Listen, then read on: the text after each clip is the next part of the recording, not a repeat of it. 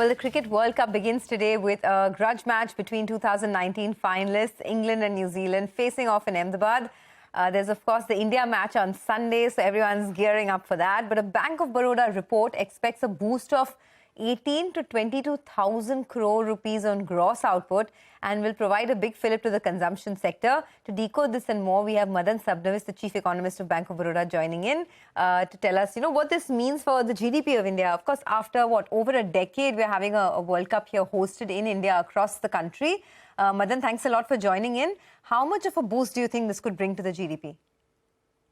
So actually, as we mentioned out here, the gross value of output which is going to be generated on a conservative basis would be in this region of 18 to 22,000 crores. Now, what we have seen is that if we extrapolate this to your gross value added, which is what really goes into your GDP, it normally ranges between 20% to 60% for different services. And most of what we are talking of is happening in the services sector. So this works out to something like 7 to 8,000 crores for this year. Now, if you look at the kind of growth estimates which one has for GDP, at least what Bank of Baroda has for this particular year, is 6.3%. It works out to something like 10 lakh crores of incremental real GDP. And if I'm going to juxtapose this with the kind of increase in what this particular tournament brings along, it would be maybe around 0.8% of this incremental GDP coming through. It may not look very large, but then one should realize this is happening in a spell of around 2 months. So if you actually annualize it, it'll probably be a little more significant. It could go actually closer towards 3 to 4% of the overall incremental GDP. But of course, what we're talking of is only happening in 2 months' time. So it is a major fillip being given to the Indian economy. But again, we should qualify by saying it's more to the services sector, more in the hospitality sector, where we're going to see this kind of impetus being provided by the World Cup. Point. More coming in from the services sector itself. Flight tickets nearly 4 times the average. We have the hotel prices as well, nearly 4 times the average. This $2.5 billion additional GVA that you see. I just wanted to know, when the World Cup happened back in 2011 in India, do you have any data on how big an addition that was? And as compared to that, what does this $2.5 billion stand at? No, actually, in 2011, things were very much different. Like, for example, if you really look at the overall breakup which we have provided in our report, a lot of this thing is going to happen indoors. So we're talking of a lot of things which happens in terms of ticket sales, in terms of how much the teams are going to spend, how the tourists are coming. But actually, it's a very large part which happens in the little bars and pubs which are there, along with what we do at home. Like there's an India-Pakistan match happening. Maybe we cannot go and watch it live.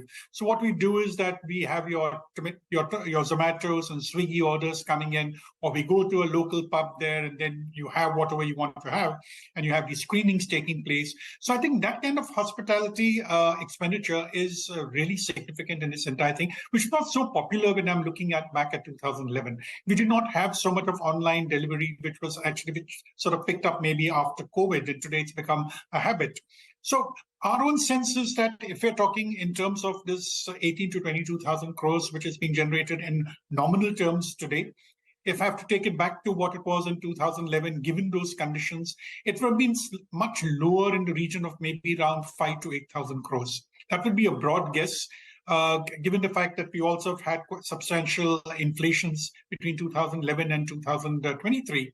So if you make these kind of adjustments, it will probably be in around 25 to 30% of what we're talking today. 25 to 30%. Okay. So what would the, sorry, I didn't get that. What is the additional output that you're expecting? And overall, what is the number that you're looking at? The additional GDP output would be in the region of 7 to 8,000 crores. The gross value of output, that is actual expenditure, would be in the region of 18 to 22,000 crores. And can you break it up for us in terms of sectors in the services sector, particularly for travel? What are we looking at in terms of numbers for the hospitality industry on the whole? Do you have any kind of numbers that you've put together for that? No, not specifically for the hospitality industry, as you're saying, because the way we worked on it was we're looking at who are the people who are spending and what are they spending on.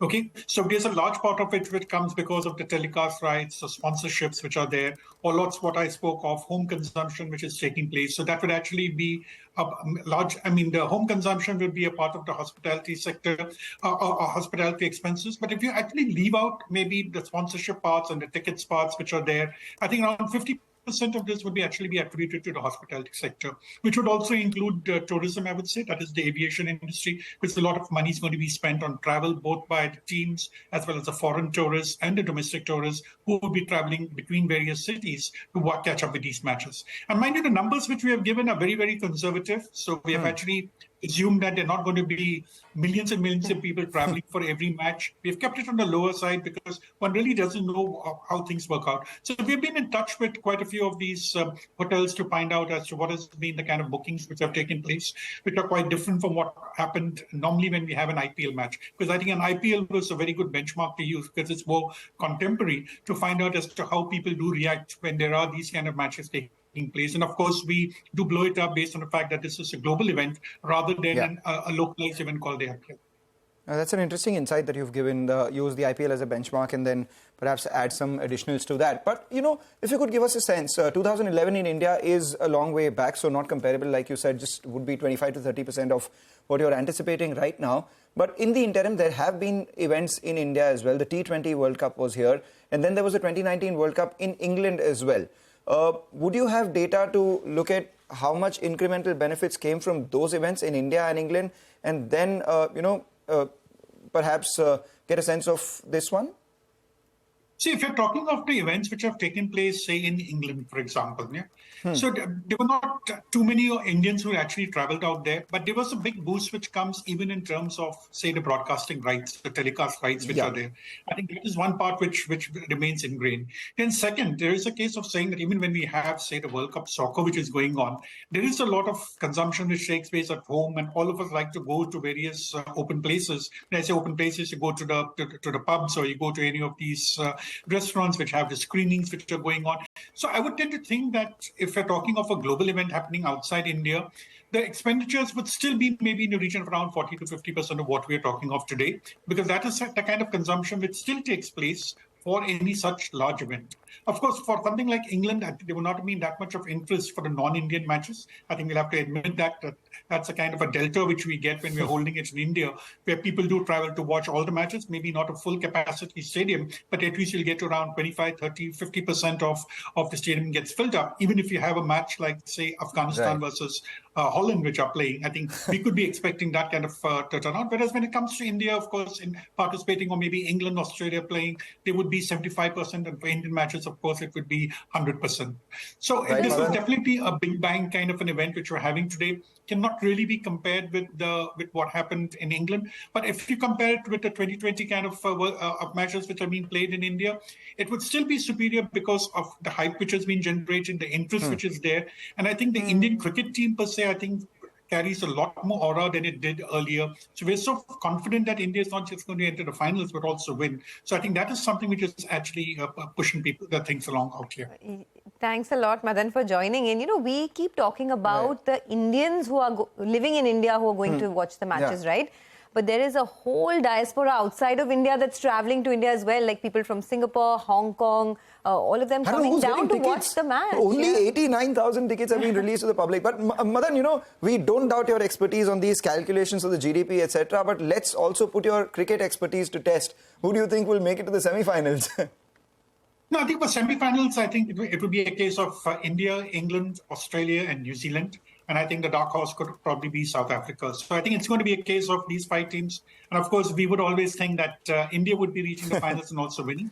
And probably be playing, I think England would be in the finals. Of course, if we play England in the semi-finals, it will be a different issue. But I think these are the 2 strongest teams who will be contesting in this particular tournament. Okay, additional GDP of output of 7,000 to 8,000 crores due to the World Cup. Those are some big numbers that we're looking at. Thanks a lot for joining in and, you know, speaking to us about your expectations from the World Cup and the impact it would have on the GDP and on consumption. Let's take a short break on that note. On the other side of the break, a lot of real estate companies